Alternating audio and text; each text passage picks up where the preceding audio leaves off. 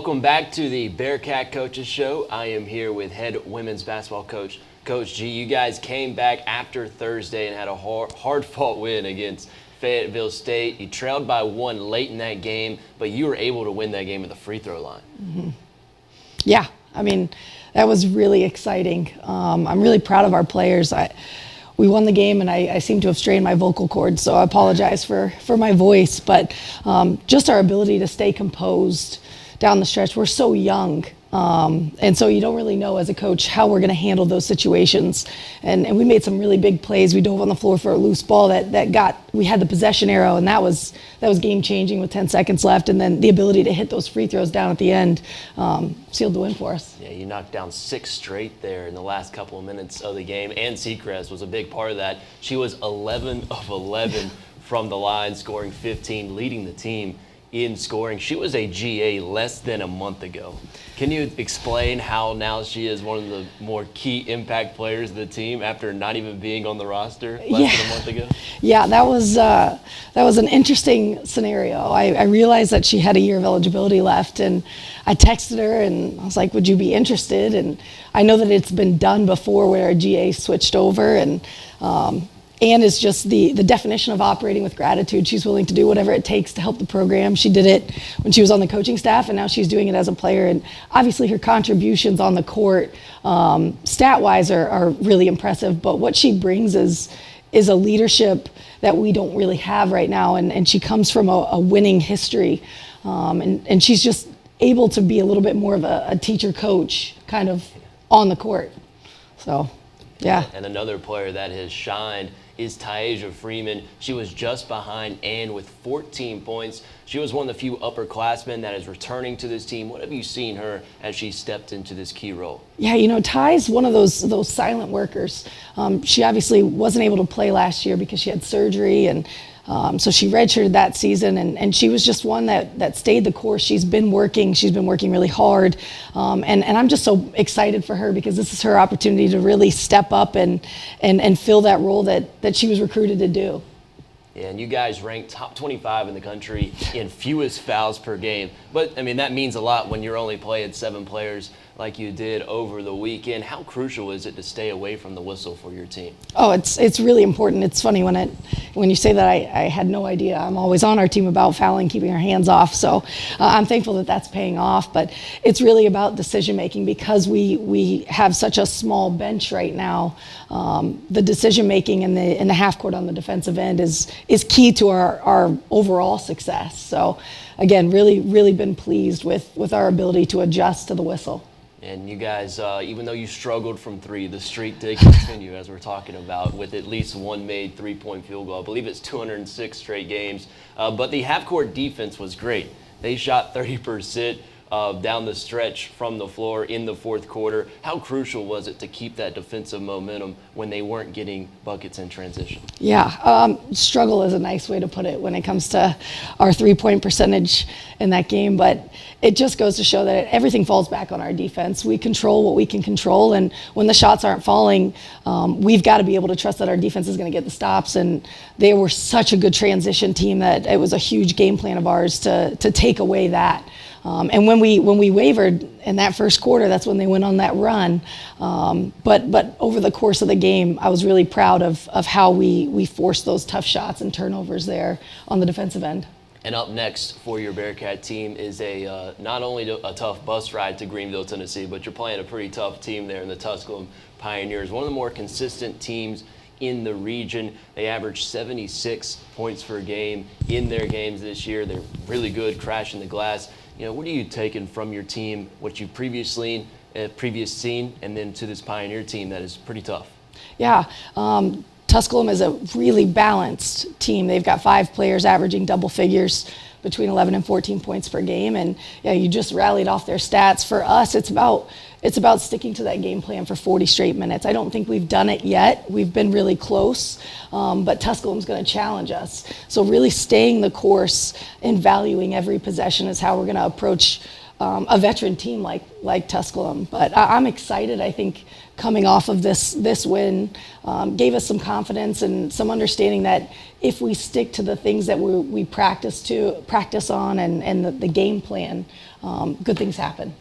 And Coach, we'll all be cheering you on Wednesday as you take on Tusculum. Stay tuned for more of the Bearcat Coaches Show after these messages. Open since 1959, the Dixie Drive-In is home to the Dixie Cheese. A short-order restaurant with a family-friendly atmosphere, the Dixie Drive-In offers comfort foods like burgers, fries, and sweet tea. Located across the street from the Jeff May Complex at 600 Montague Avenue, be sure to plan your post-game meal at the Dixie Drive-In. Welcome back to the Bearcat Coaches Show. I'm here with head wrestling coach R.C. LaHaye. Last time we spoke, you had swept Allen University and Emory and Henry, and then you had a solid test for Southeastern. Yeah. Really tough competition there in AIA. And then you also competing in the Life University Open. You returned to action in a conference matchup at Emmanuel, and they picked up a pretty solid victory against Belmont Abbey. Yeah, they're off to a good start. I think they're 3-0 and undefeated in conference action, so I think they're improved from where they've been the last couple of years. And after Emmanuel comes the big Carolina Clash, Yep. which we're all very excited for. For those who need a refresher, the Clash will feature the number 7th ranked Bearcats, number 6th ranked West Liberty, Simon Fraser, who's making a long journey over to Greenwood, South Carolina, Glenville State, Kentucky Wesleyan, Mount Olive, and Belmont Abbey. Entering its second year, what are you most excited for in this year's edition of the Carolina Clash? Well, I think the competition. We've got teams coming from as far as Canada, West Virginia, Kentucky, all over the country, but really there's some good teams. West Liberty, they're ranked 6th in the country. I think Glenville State's a top 10 team. Yeah. They just had a really tough match with West Virginia and beat some of their nationally ranked guys who were Division I ranked kids. So both those teams, they're going to be really tough duels for us. And you guys have played some dual matches. Most of these teams you just mentioned have come up and played mostly open tournaments. What's the advantage, you think, of having that previous duels under your belt coming into the Carolina Clash? Yeah, I think just momentum. Guys, they feed off each other. Wrestling, just like any sport, is guys feed off each other and they get momentum going in dual meets that you just don't get that same feel in tournaments. Yeah. And so the fact that we've been able to get some dual meet matches already, I think is going to be in our benefit. And next time we speak, it'll be right before you travel to Indianapolis to take part in the Midwest Classic. Hopefully we can be discussing some victories in that as one as well. Yep. Thank you, Graham. No problem. And we'll be back with more of the Bearcat Coaches Show after these messages. If you're looking for a place to enjoy good eats and good times, look no further than Sports Break. Great food, friendly service, and a fun atmosphere have been on the menu since 1990. So bring the family by for lunch, stop in to watch a game, or enjoy a late night with friends with some cold drinks while listening to live music at Sports Break. Back here on the Bearcat Coaches Show, as we are here with head men's basketball coach Omar Watad. Bit of everything last week. You went on the road and lost a close game to Newberry, and then you blow out King at home on Sunday. What lessons did you learn from Newberry that were applied in the win against the Tornado? Boxing out. What boxing out is. Seriously, I said it in the post-game interview to you, man. We got punked by Newberry on the glass, no question. 18-3, whole boards, maybe 17-3. Boxing out. Our scout team did a great job. Connor McKay specifically did a phenomenal job just running through us defensively or on the offensive glass the next 48 hours after that game. It hardened us. At the end of the day, we had to be tough. We had to be physical, and we didn't bring that. And we knew King. They average 18 offensive rebounds a game, and so we knew hey, it could happen again. Groundhog's Day all over again if we don't do what we're supposed to do on the glass. And that was the number one thing we wanted to focus on. Make sure we won the rebounding battle, and specifically didn't give up double-digit offensive rebounds. I was pleased. We got 18 of them. They only got 8. That was the number one. That was the number one thing that we locked into. It was a practice. Was very, very, very, very physical, and very long. After we gave them 48 hours off, Thanksgiving, Wednesday, Thursday was off, and then needless to say, they ran off all the Thanksgiving food on Friday. It wasn't punishment run. It's just I knew we had to get up and down. We had to get up and down, and and we had to go hard, go really, really hard, and be physical on the glass. It was fun. And to more of a bright spot on Sunday, it was Noah Dunn. He had a breakthrough performance against King, scoring 24 points, 9 of 14 from the field. He had a solid performance this season against Erskine and Wingate as well. It'd be safe to say he's transitioning nicely from the transfer, and he's really coming to his own offensively and defensively. No question, man. The transfer portal. I mean, it's a new era. You know what I mean? The world that we're living in now, and it takes time. It takes time to get comfortable. It takes time to get comfortable within the confines of a new program. And we have, I guess 4 of them, maybe 5 of them, new transfers, and it just takes time to get a little bit comfortable. I think Noah, more than anybody, you go from being the featured guy at 20 points a game, getting to do whatever you want offensively at your previous institution, to having to assimilate and be part of a whole. It's not an easy thing. Now he's very much. I think I didn't do the best job featuring him enough, because he's somebody that you can feature. Certain players need to just fit in. They need to be glue, and other guys, need to be the actual foundation. Not that he's the only. We have quite a bit of foundation, but he's somebody that you can run some ISOs for and put him in situations to get himself going and get warm. And he's getting very comfortable. And yeah, it's obvious he had a phenomenal performance, and a lot of it was offensive rebounds, and he was ready for what we call dagger threes to kick out after the rebound. He did a good job on those for sure. Knocked him down. And as a team, you're not only leading the Peach Belt, but are among some of the top teams in the nation in Division II for multiple categories. We talked about it last show, but you're actually number 1 in the nation. That's awesome. In assist-to-turnover ratio and threes made per game. You're also 4 in the nation in assists, being ranked top 15 in fewest turnovers a game. It's early, but how can this success set the stage as you enter conference play? I mean, at the end of the day, it's a testament to their selfless basketball. They're playing the game the right way. They're sharing the ball. They're doing what they're supposed to do as a unit. Everybody has the proper energy and mentality in regards to just the ball itself. The ball actually has energy behind it. You can feel it. They're moving that thing, playing together.